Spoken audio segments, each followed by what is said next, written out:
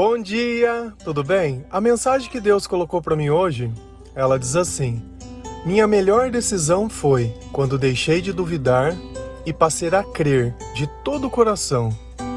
Senhor, tende misericórdia de nós. Perdoa, Pai, todos os nossos pecados, livra-nos de todo mal, nos afasta de tudo aquilo que não vem de Ti. Nós agradecemos, Senhor, por mais esse dia, pelo alimento, pela presença, pelas vestes. Aceita, Senhor, essa nossa oração, esse nosso louvor, pois nós Te amamos, bendizemos, adoramos. Somente Tu é o nosso Deus e em Ti confiamos. Enquanto a gente duvida, Deus ele não consegue se manifestar de forma plena, porque a nossa fé se baseia na certeza, e não na certeza daquilo que vemos, mas na certeza daquilo que nós podemos sentir. E esse sentimento ele só pode ser produzido pela presença do Espírito Santo. Todas as vezes que eu oro, todas as vezes que eu acredito, todas as vezes que eu leio a palavra de Deus, todas as vezes que eu louvo ao Senhor, essa presença me confirma que tudo vai dar certo, que tudo vai ficar bem. Cada vez que eu coloco a mão no meu coração, faço isso agora, coloque a mão sobre o seu coração, sente que dentro de você algo pulsa. Isso é a esperança. E enquanto a esperança bate, enquanto os nossos pensamentos eles podem ficar no Senhor, enquanto nós temos a paz que vem da presença de Deus, nós temos a certeza que tudo vai ficar bem. Às vezes parece que as coisas elas não valem a pena. Talvez porque você queira tudo na hora e no tempo exato. Mas no tempo certo, a gente percebe que vale a pena sim se fazer da forma que Deus ensina e fazer tudo aquilo que está dentro do nosso coração, dentro das nossas palavras. Sendo que isso não é para provocar mal de ninguém, não é por vaidade, não é por inveja, não é por orgulho. Mas tudo que nós fazemos tem um tanto quanto de Deus, para que Ele possa se manifestar na nossa vida. Às vezes a gente olha a diversidade das pessoas e existem tantas pessoas diferentes. Uns mais estranhos, outros mais normais, uns mais bonitos, outros nem tanto. Uns mais cuidados, outros nem tanto. Mas ainda assim, você gostaria de se parecer com quem? Quem você olha e admira, ou quem você olha e fala, nossa, é bonito, eu gosto desses traços, eu gosto desse estilo. E eu me peguei pensando nisso, e tentando encontrar um padrão em qual eu poderia me encaixar. Mas aí eu lembrei de algo, que eu prefiro ser a imagem de Cristo, aquele que ninguém pode ver, mas qualquer um pode reconhecer, porque a bondade ela é uma linguagem universal, um abraço apertado, a cordialidade, a educação, o tratar com respeito. Às vezes a gente não precisa se parecer com nada, mas nós precisamos ser como tudo, e Deus é tudo. Então talvez dentro de uma multidão você não encontre ninguém que se pareça com você, e não tem problema nenhum. Quando nós nos parecemos com Cristo, nós nos tornamos seres admiráveis. Nossos relacionamentos eles começam pelo nosso olhar, mas terminam pelo comportamento das pessoas que o vivem. Se a gente vai lá em Lucas 24:38, a palavra do Senhor ela diz assim: e eu lhes disse, por que vocês estão perturbados? E por que se levantam dúvidas no coração de vocês? Sabe quem perguntou isso? Jesus. E sabe por que ele perguntou isso? Porque eles viram que ele tinha ressuscitado e mesmo vendo eles não conseguiam acreditar. Eles queriam achar que era um espírito, queriam achar milhões de defeitos. E enquanto eles não colocaram o dedo na ferida de Jesus, olha o cúmulo da onde a gente precisa chegar quando a gente duvida de algo. Não, você vai ter que me provar isso. Não, você vai ter que me provar. E aqui vem uma palavra, na verdade, que eu gosto. Perturba. Você já encontrou gente perturbada? Você já se sentiu perturbado? E olha o que Jesus está dizendo. Porque levantam dúvidas. A própria dúvida é o que gera perturbação. Então aqui nós podemos começar a fazer suposições e analogias. Se o Senhor está perto de mim, eu tenho certeza, eu tenho paz, eu tenho confiança, eu tenho esperança, eu tenho autocontrole, eu tenho amabilidade. Eu tenho bons sentimentos, bons pensamentos e boas ações. No resumo de tudo, eu não estou perturbado e eu não tenho dúvidas. Poxa, tá. Então vamos tirar essas coisas de nós. Se Jesus disse que a dúvida me causa perturbação e eu sinto perturbado, é sinal de quê? De que eu não confio, de que eu não acredito, de que eu não tenho controle, do que na minha boca não sai nada de certo, que dentro do meu coração não existe paz, que ao invés de esperança eu sou pessimista, né? Eu sempre vejo tudo pelo lado errado, pelas coisas erradas e do jeito errado. Sempre quero que alguém me prove alguma coisa. Às vezes a gente não está querendo que a pessoa prove, às vezes a gente quer ver que existem pessoas diferentes de nós. É isso que às vezes a gente faz quando a gente pede para uma pessoa provar. Porque se aquilo não faz parte da minha vida, não faz parte do meu coração, eu não vejo sentido. É a mesma coisa, quando a gente pega uma criança e mostra alguma coisa que tem conotação sexual, porém ela nunca viu nada sexual na vida dela. Uma maçã continua sendo uma maçã, um pepino continua sendo um pepino. Mas numa cabeça que ela já está contaminada, numa cabeça que ela já conhece diversas coisas, metade de uma palavra já vira um texto. Então talvez só pelo simples fato de eu citar duas, uma fruta e um legumes, eu não sei certamente, mas já veio do que eu estou falando. Por quê? Porque nós conhecemos o bem e o mal. Porém, quando nós somos como essa criança, que não temos essa maldade dentro do coração, ainda que as pessoas citem, não vem isso. E assim a gente começa a transitar em uma coisa, onde se existe dúvida dentro do meu coração, é sinal que Deus está longe da minha vida. E olha na frase, o que fala? Minha melhor decisão. Decisão é o quê? Escolha. E qual escolha foi? Quando eu deixei de duvidar. Eu já comentei com vocês que eu passei, quando eu comecei a me converter, eu fiquei praticamente 2 anos me questionando se Deus ele realmente existia, ou se era coisa da minha cabeça, ou se era um surto coletivo, alguma coisa. E enquanto eu duvidava, enquanto eu questionava, né, enquanto a minha decisão era questionar e não aceitar, a minha vida, ela continuou do mesmo jeito. Talvez com alguns momentos diferentes, talvez, porque é impossível a gente estar na presença de Deus e não sentir nada e continuar sendo o mesmo. Porém, o problema não é quando eu estou na presença de Deus, o problema é quando eu estou na ausência de Deus. É aí que as coisas começam a acontecer. Porque se eu não tenho uma vida espiritual, se eu tenho um encontro com Deus uma vez na semana dentro de uma igreja, e é só, e o resto? Ontem eu estava andando de bicicleta e eu passei em frente de uma igreja e tinha um pastor lá pregando, algumas pessoas lá, e era aquilo que a gente está acostumado. E aquilo me causou uma estranheza tão grande, mas tão grande, e um questionamento que me fez pensar que tem alguma coisa que não está certa. Porque nós precisamos construir um lugar para falar sobre Jesus. Então é só dentro daquele lugar que Jesus pode ser falado, é só dentro daquele lugar que Jesus pode ser percebido. Poxa, mas eu falo de Jesus o tempo todo, que me é oportuno. Eu escuto louvores o tempo inteiro. Eu tento colocar Deus nos pensamentos em todas as coisas. Eu leio a Bíblia dentro da minha própria casa todos os dias. Eu não preciso de um lugar desse, porque a terra é o lugar para a gente falar de Deus. E quando a gente confina Deus dentro de um lugar, e a hora que aquele lugar está fechado, aí eu não falo de Deus? Será que não é a nossa vida que deveria ser esse altar em cada lugar, em cada esquina? Ou será que é necessário mesmo que tenha esse lugar e Deus tenha que ficar ali dentro, confinado, esperando chegar às 7 horas da noite para Ele se manifestar e para, 8, 9 horas Ele ir embora dali? E as pessoas vão embora como se acabou. Não é estranho?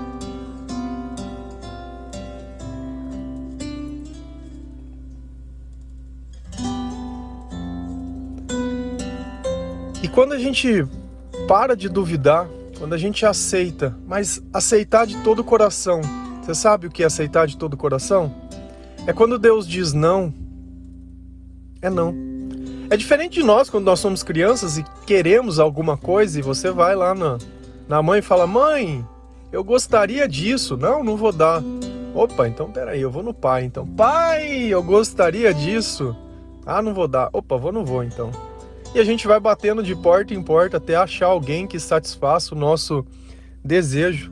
Quando a gente aceita, quando a gente não duvida e quando a gente confia, a gente sabe que se Deus diz não, não é porque Ele está querendo me deixar triste, mas é porque aquilo de alguma forma vai atrapalhar o meu propósito e o meu objetivo. Eu não sei se você já fez algum tipo de treinamento, corrida, caminhada, pedalar, bike, alguma coisa. Mas faz um teste. Quando você for fazer uma caminhada, uma corrida, alguma coisa, algo que assim vai demandar muito de você, eu vou colocar uma coisa que você gosta. Qual é a sua comida favorita? Ah, sei lá, eu gosto de macarrão, gosto de carne, tanto faz. Então, antes de você fazer esse exercício de longa intensidade, eu vou fazer a sua comida favorita e você vai comer até não aguentar mais. A hora que você estiver satisfeito, você vai sair fazer o seu exercício. O que você acha que vai acontecer no meio do caminho? Você vai passar mal. Você vai ficar arrotando, muitas vezes vai poder vomitar, não vai conseguir fazer o melhor que você pode, não vai chegar no exercício.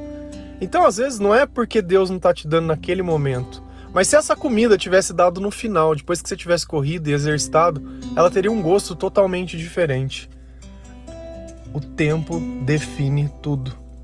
Às vezes você quer agora, porque agora você acha que é a hora, mas deixa do jeito de Deus, que você vai entender que naquele momento vai ser o melhor momento. É como se você tomar um copo de água quando você não está com sede, e você tomar o mesmo copo de água, é o mesmo, depois que você fez essa corrida. Qual é o valor da água depois da corrida e qual é o valor antes? E aqui nós nos remetemos a algo que está dentro da nossa vida, que a necessidade, ela demanda o valor das coisas. Mas quando a gente para de duvidar, quando a gente começa a entender o valor das coisas e aceitar que esse tempo de Deus, ele é perfeito, e no momento que Ele me der, ou se Ele não me der, aquilo vai complementar de uma forma fantástica. O que antes não tinha valor se tornou tudo. Que a gente vai lá em Ezequiel 11, versículo 19, a palavra diz assim: darei a eles um coração não dividido, e porei um novo espírito dentro deles. Retirarei deles o coração de pedra, e lhes darei um coração de carne. Aqui tem de novo aquela nossa palavra.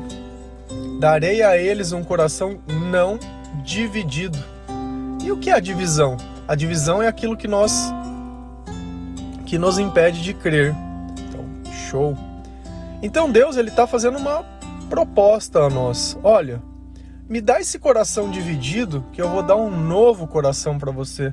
E com esse novo coração eu vou te dar um novo espírito. E é por isso que a nossa vida, ela muda. Quando eu tiro a dúvida de dentro do meu coração, eu fecho praticamente a maior brecha da minha vida. Porque todas as vezes que eu duvido de Deus, eu estou concordando com o mal. Eu não canso de falar, vamos lá, leia a palavra de Deus. Essa é a clássica, mas também existe mais uma coisa, que se você não está com Deus, se você não concorda com Deus, você está com o mal. Que não existe o estado neutro das coisas, onde eu tenho dúvida, então eu não decidi em quem. Se só existe duas escolhas e eu não escolhi uma, automaticamente eu escolhi a outra. O muro é do diabo. Se você está para um lado ou para o outro, mas se você subir no muro e não caiu para o outro lado, você continua sendo dele. As nossas escolhas demandam o lado que nós estamos lutando as nossas batalhas. Então Deus pega esse coração dividido, Deus pega esse espírito, e junto com esse espírito ele tira o nosso coração de pedra. Você sabe o que é o coração de pedra? É aquela pessoa que ela já está tão machucada que ela já não sente mais nada. Não sente emoção, não sente amor, não sente dor, não sente felicidade, não sente tristeza, não sente nada. Vive anestesiada. Vou dar um exemplo para você, não sei se você gosta de uma massagem, mas, poxa, uma massagem é fantástica, né? Pessoa passando óleo, apertando, passando, uma delícia. Por que a massagem ela é gostosa? Porque é o toque, é uma pessoa tocando, acariciando, fazendo. Agora eu vou aplicar uma anestesia em você e alguém vai te fazer uma massagem de novo. Sabe o que você vai sentir? Nada. E essa é a vida de quem tem um coração de pedra, e essa é a vida de quem duvida. Essa é a vida. Não sente nada, o coração já não é mais de carne, é um coração de pedra. Já não tem um espírito, já não tem mais nada. E esse é o sentimento de vazio, de solidão, de nada, de tristeza. Quando sente sempre é algo negativo, coisas boas não se pode sentir. E a gente volta a sentir. Quando Deus ele coloca esse espírito na nossa vida, a gente volta a sentir. Eu já partilhei com vocês sobre isso, que eu me converti, eu tinha mais ou menos uns 27 anos, um pouco mais. E um dia eu encontrei uma pessoa que eu já conhecia há muito tempo e ela falou assim: nossa, você tem um sorriso tão bonito. Nunca tinha percebido isso. Como que é possível a gente viver tantos anos conhecendo alguém e a pessoa se admirar com o seu sorriso? Uma pessoa que você convive, uma pessoa que você é amiga. O que será que mudou para mim poder ter um sorriso? Talvez à noite, quando eu bebia, eu fazia as coisas, eu também sorria, mas essa pessoa também devia estar tão louca quanto eu, e o que ela iria lembrar? Só que era um dia qualquer, fazendo nada de especial, com um sorriso no rosto? Será que é porque Jesus ele veio e falou: meu querido, vamos trocar esse coração que está cheio de dúvida? Vamos tirar essas pedras que estão dentro de você? Vai doer um pouco esse processo de você ter que aceitar a sua vida como ela é, das coisas que passaram, mas essa carga, ela vai sair de cima de você e você vai ficar mais leve e você vai começar a reconhecer o valor das coisas que tem, o valor das pequenas coisas. E o simples fato de você ver alguém já é motivo de felicidade. O simples fato de você testemunhar, porque onde 2 ou mais estiveres reunidos em meu nome, eu estarei. Então Jesus, ele faz um encontro em qualquer lugar. Em qualquer lugar. E não porque você esteja sozinho, que Deus não vai estar com você. Não é esse o ponto, mas é sempre bom, é sempre satisfação falar do Senhor. E a gente percebe que nós somos o templo de Deus, que a nossa vida é o louvor, que a nossa vida é o ponto de partida de outras vidas. E que não precisa ser dentro daquele lugar específico, onde as pessoas escolheram que só ali se fala de Jesus e o resto não. Nós somos aqueles que saíram da igreja, aqueles que pegaram o ID e foram achar aqueles que o coração duvidam. O que separa de uma pessoa que acredita em Deus e de uma que não acredita? Acreditar em Deus é saber o nome de Jesus? Acreditar em Deus é falar que acredita em Deus? Ou qual é a marca que determina que eu acredito em Deus? E é justamente a da decisão, quando eu parei de duvidar.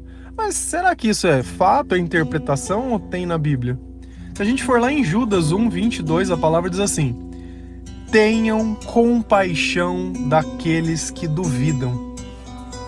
Poxa, mas se Deus está pedindo para mim ter compaixão, para mim levar em conta essas pessoas, para mim ter paciência, para mim olhar com elas com amor, mas por que será que ele está falando isso? Porque uma pessoa que duvida não processa a mesma fé que eu, porque a fé é a certeza das coisas que não se podem ver. Então, começa a refletir. Tem algo que te deixa dúvida? Tem algo que te impede de acreditar? É justamente nesse ponto que você precisa orar. E é nesse ponto que você precisa entregar ao Senhor e confiar que nessa área da sua vida Ele vai fazer o melhor. E a gente tem que lembrar do exemplo que eu dei, do prato de comida antes da corrida. Talvez a sua corrida vai começar e você está aí ainda achando que precisa disso agora. O que for necessário para que você cumpra o seu propósito, Deus ele vai colocar, não vai te faltar nada. Nada, nada, nada, nada, nada. E a gente tem que viver o tempo que for necessário. Porque quando a gente tenta viver mais do que se precisa, é viver em dor. Não adianta. Não é esse o ponto em questão. Então a gente nota que dentro das nossas escolhas, Eu estou partilhando que na minha vida, a melhor decisão, a minha vida eu posso dizer que ela começou depois disso. Que os meus sentimentos, eles começaram a existir de forma boa depois disso. Antes eu era um escravo de coisas do mundo, coisas que para que eu pudesse consumir eu precisava de dinheiro. Hoje não. Hoje o que eu preciso não custa nada. Da mesma forma que vocês recebem gratuitamente, religiosamente, esses devocionais sobre a palavra de Deus, eu gostaria que vocês se tornassem também essas pessoas que podem criar dentro da vida de vocês motivos para que outros possam também ouvir essa palavra. E às vezes a gente acha que isso é papel de pastor, de padre, de alguém. Às vezes eu acho até engraçado que quando as pessoas elas me procuram no Facebook e elas pedem um versículo e às vezes elas me chamam de padre ou de pastor, como se para falar de Deus precisasse ser padre ou ser pastor, como para amar Jesus precisasse ser isso, como se eu precisasse de um curso. Você precisa de um curso para ser filho de alguém, para ser chamado de filho? Não precisa. Basta a gente reconhecer e aceitar que esse é o nosso paizinho e a gente faz isso porque Ele nos amou primeiro, Ele nos ensinou, Ele foi o exemplo e Ele é o exemplo que nós queremos ser. Nós não queremos ser parecidos com ninguém, apenas com Ele. Amém? Minha melhor decisão foi quando deixei de duvidar e passei a crer de todo o coração em Jesus Cristo. Que Deus abençoe cada um de vocês. Que o Senhor, Ele possa fazer essa troca de um coração de pedra por um coração de carne, tirar esse espírito já cansado e colocar um espírito novo dentro de nós, pegar esse coração dividido e colocar um coração que já não tem mais dúvida, e saiba que tudo isso depende apenas de você. Quando a dúvida brotar dentro do teu coração, diz: olha, eu confio em Jesus Cristo. Você vai ver que o mal ele some de perto. Porque ele não suporta esse nome, ele não suporta. Aqueles que são de Deus, o maligno ele não toca. Amém? Que Deus abençoe cada um de vocês. Feliz a nação cujo Deus é o Senhor. Um bom dia.